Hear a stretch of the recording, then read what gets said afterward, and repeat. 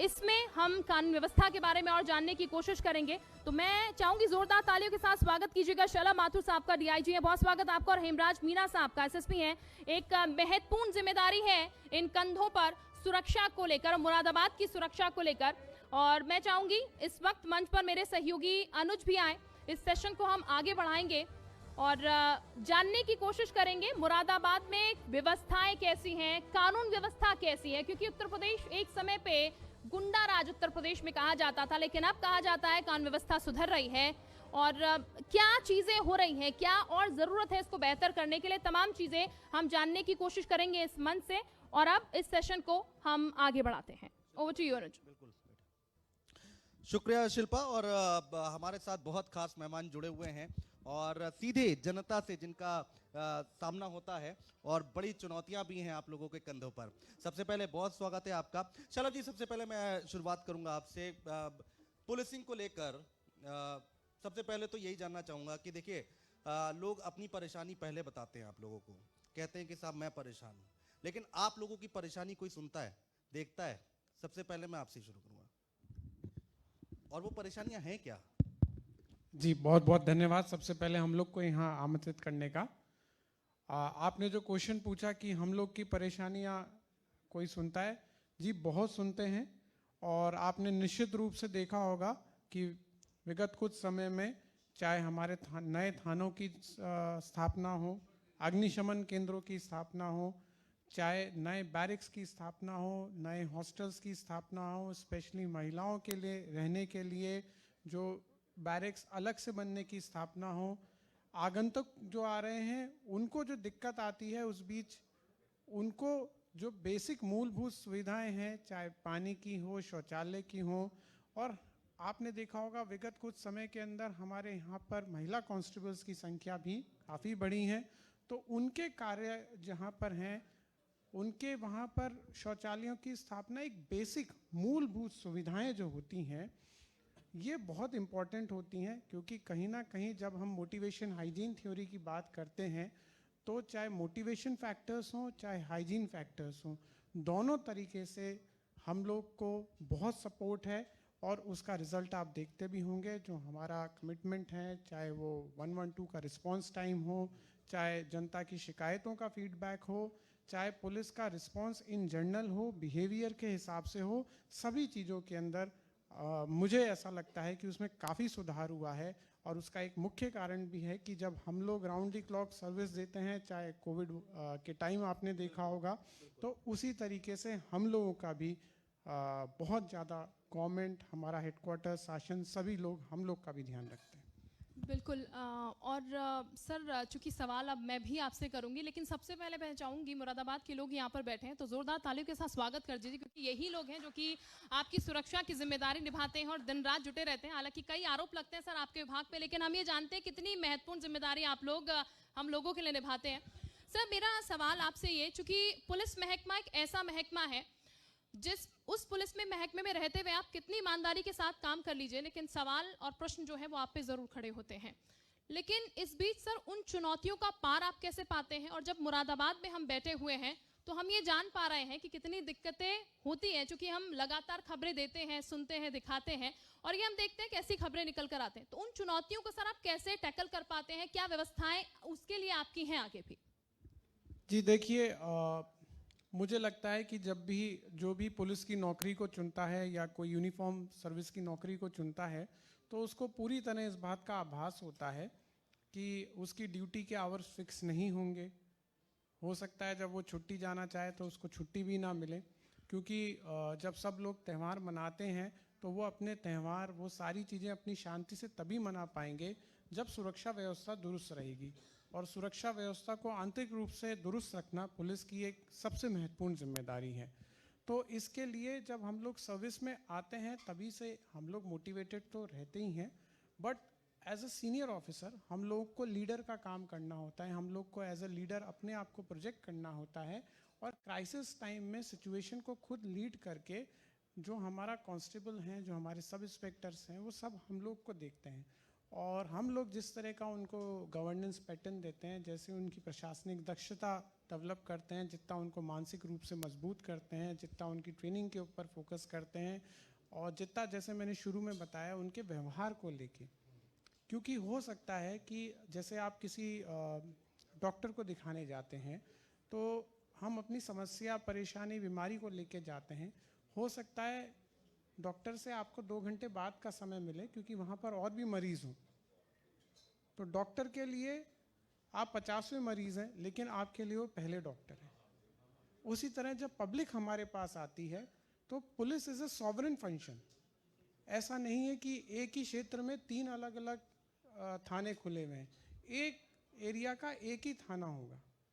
ये एक sovereign function है, चाहे राजस्व का फंक्शन है, चाहे सुरक्षा का फंक्शन है। तो हमें लगातार इस जिम्मेदारी का एहसास अपने कर्मियों को भी कराना है कि आप चाहे 24 घंटे ड्यूटी करके लौटे हैं, जब कोई क्राइसिस में है तो आपको उसको उसी तरीके से रिस्पॉन्स करना है। तो निश्चित रूप से ये एक चैलेंज होता है, लेकिन जैसा मैंने बताया कि हम लोग की पूरी हिरियार्की, पूरा स्ट्रक्चर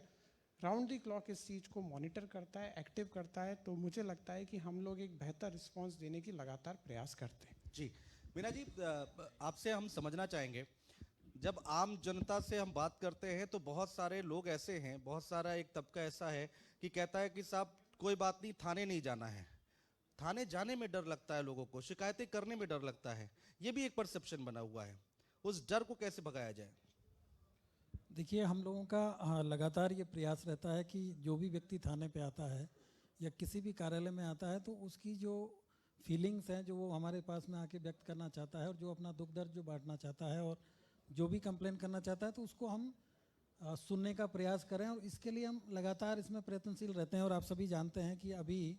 प्रेजेंट गवर्नमेंट में माननीय मुख्यमंत्री जी के द्वारा एक मिशन शक्ति के नाम से एक कार्यक्रम शुरू किया गया है, और उसी के अंतर्गत हम लोगों ने सभी थानों पे एक हेल्प डेस्क बनाया है, जिसमें कि अभी एक नया और उसमें एक आयाम जुड़ा है साइबर हेल्प डेस्क का, और पहले एक उसमें महिला हेल्प डेस्क का। इसमें ये कोशिश की जाती है कि नॉर्मली जो व्यक्ति होता है, जो आदमी आता है, वो तो अपनी बात कह देता है, कई बार महिलाएं अपनी बात नहीं कह पाती है,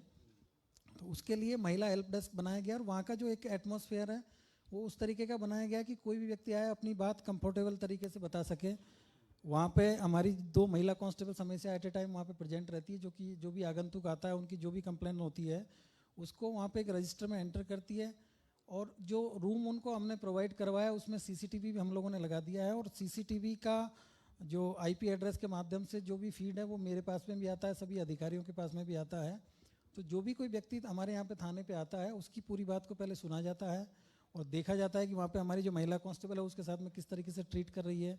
उसको वहाँ पे पानी पीने की व्यवस्था होती है, उसको बैठने की उचित व्यवस्था होती है, और फिर उसकी जो कंप्लेन होती है उसको रिटन में वहाँ से उससे लिया जाता है, उसका एक वीडियो बयान भी लिया जाता है जिसको कि कंप्यूटर में उसका रखा जाता है स्टोर करके, कि बाद में कोई इस तरह की चीज़ हो तो हम लोग उसका फीडबैक लेकर देख सकें। और दूसरा उसका मोबाइल नंबर लिया जाता है। वहाँ पे एक 2 हमने पर्ची की व्यवस्था भी की हुई है कि कोई भी शिकायत करता आता है तो उसको एक पर्ची दी जाती है कि आपकी जांच कौन अधिकारी करेगा, उसके मोबाइल नंबर क्या है, जिससे कि वो बाद में अपनी कंप्लेन जो उन्होंने किया है उसमें क्या एक्शन हुआ इसके बारे में जानकारी ले सकते हैं। इसके अलावा हम लोगों ने एक प्रयास ये भी किया है कि जो महिला हेल्प डेस्क है उस पर जो हमारी जो महिला पुलिसकर्मी है उनको एक मोबाइल भी प्रोवाइड कराया है, जिससे कि उसका जो मोबाइल नंबर है वो अपना जो भी महिला आती है उसको दे दें, और बाकी जो पुरुष आते हैं उनको जो भी इन्वेस्टिगेशन ऑफिसर और जांचकर्ता अधिकारी उसके नंबर दे दें, जिससे कि लोग अपनी बात केवल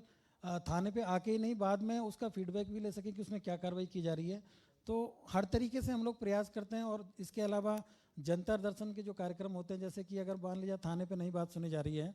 तो क्षेत्राधिकारी लेवल पे, एडिशनल एसपी लेवल पे, एसपी सिटी, एसपीआरए लेवल पे, और खुद मेरे द्वारा और आदरणीय डीआईजी महोदय के द्वारा भी हम लोग लगातार ये प्रयास करते हैं कि कोई भी व्यक्ति आए तो उसकी बात को सुनी जाए और फिर नीचे तक उस पर एक्शन भी हो और टाइमली एक्शन हो, ये हम सुनिश्चित करने का पूरा प्रयास करते हैं। ठीक सर, चूंकि आपने कहा कई प्रयास किए जाते हैं, लेकिन ये अमूमन हम देखते हैं कि फिर भी खाकी का जो खौफ है वो होना चाहिए, हालांकि बहुत ज़रूरी खाकी का खौफ हो, लेकिन आम जन में भी वो खौफ जो है वो बरकरार रहता है, क्योंकि आप लोगों की तरफ तो प्रयास हो रहे हैं, लेकिन चूंकि कहते हैं हर संस्थान में कुछ ऐसे लोग होते हैं जो बाकी को भी घेर लेते हैं अपने साथ, तो ऐसे में वो जनता को सर कैसे कोप कर पाते हैं आप, या उस जनता को कैसे आप ये विश्वास दिला पाएंगे कि खाकी आपके लिए है? देखिए, मैं आपको अभी मैंने जो बताया, जो प्रोसेस जो बताया हमारी जो जन सुनवाई का, उसमें कई चैनल हैं आपके पास में। जैसे आप थाने पे गए, वायदा भी आपकी वहाँ प्रॉब्लम नहीं सुनी गई या कोई इस तरह की चीज़ें हुई कि आप सेटिस्फाइड नहीं है वहाँ पे, तो आप क्षेत्राधिकारी लेवल पे जाके अपनी बात बता सकते हैं। इसके अलावा हम डेली ऑफिस में बैठते हैं और ऑफिस में हमारा जो वहाँ पे भी हमने सभी सीसीटीवी कैमरे लगाए हुए हैं कि कोई व्यक्ति आता है तो अंतिम व्यक्ति तक मैं प्रयास करता हूँ कि उसको सुनने का प्रयास करें, और यदि लगता है, देखते हैं कि इसकी समस्या वहाँ पे नहीं सुनी गई, तो उसका फिर हम फीडबैक भी लेते हैं, टेलीफोनिकली भी बात करते हैं, और जिस थाने से कार्रवाई नहीं हो रही है उसको बुला के उनसे पूछताछ भी की जाती है कि इसमें जो अभी तक इन्होंने जो कंप्लेन किया है तो वो क्यों नहीं हुआ। और इससे ज़्यादातर मैं देखता हूँ कि जो पब्लिक है वो संतुष्ट भी रहती। कई बार होता है कि कुछ तात्कालिक कारण ऐसे होते हैं कि व्यक्ति को ये फील होता है कि मेरा काम नहीं हो रहा है, और चूंकि एक प्रक्रिया है, कानूनी प्रक्रिया होती है, उसमें कई बार थोड़ा समय लगता है, तो वो एक वजह होती है कई बार जो सेटिस्फेक्शन नहीं मिलने की। तो उस पर भी हम लोगों का ये प्रयास रहता है कि व्यक्ति जो आता है उसको बीच में उसको जानकारी मिलती रहे कि उसकी जो उसने केस रजिस्टर कराया उसमें क्या कार्रवाई हो रही है, और उसके जो भी उसमें जो प्रोसीजर अडॉप्ट किया जा रहा है उसके बारे में उसको जानकारी देने का प्रयास किया जाता है, जिससे कि उसको पता चलता रहे कि उसकी मामले में क्या कार्रवाई की जा रही है। तो हमारा हर संभव प्रयास ये रहता है कि व्यक्ति सेटिस्फाइड रहे, और उसकी जो भी लीगल एक्शन उसके लेना है, जो उसकी कंप्लेंट थी उसमें टाइमली लिया जाए, उस पर हम लगातार मॉनिटरिंग करते हैं।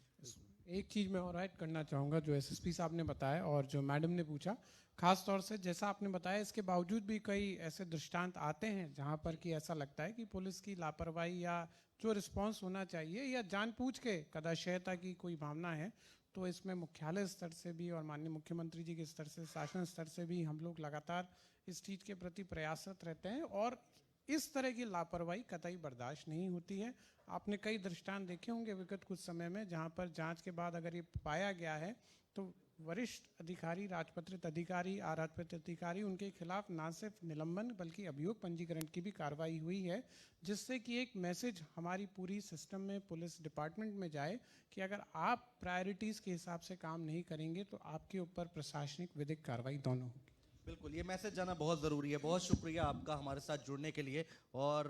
ऐसे ही आप लोग काम करते रहे। कहा ये ज़रूर जा रहा है कि इधर इस बीच इस सरकार में जो है क्राइम कंट्रोल बहुत हुआ है, तो ऐसे ही क्राइम को कंट्रोल करते रहो और आप लोगों की सुरक्षा करते रहे। बहुत शुक्रिया। बहुत शुक्रिया आपका शलभ माथुर साहब, डीआईजी, और हेमराज मीना साहब का एसएसपी। बहुत शुक्रिया आप दोनों का यहाँ पर ये मंच साझा करने के लिए हमारे साथ, और अपना कीमती समय आपने दिया। बहुत बहुत शुक्रिया। और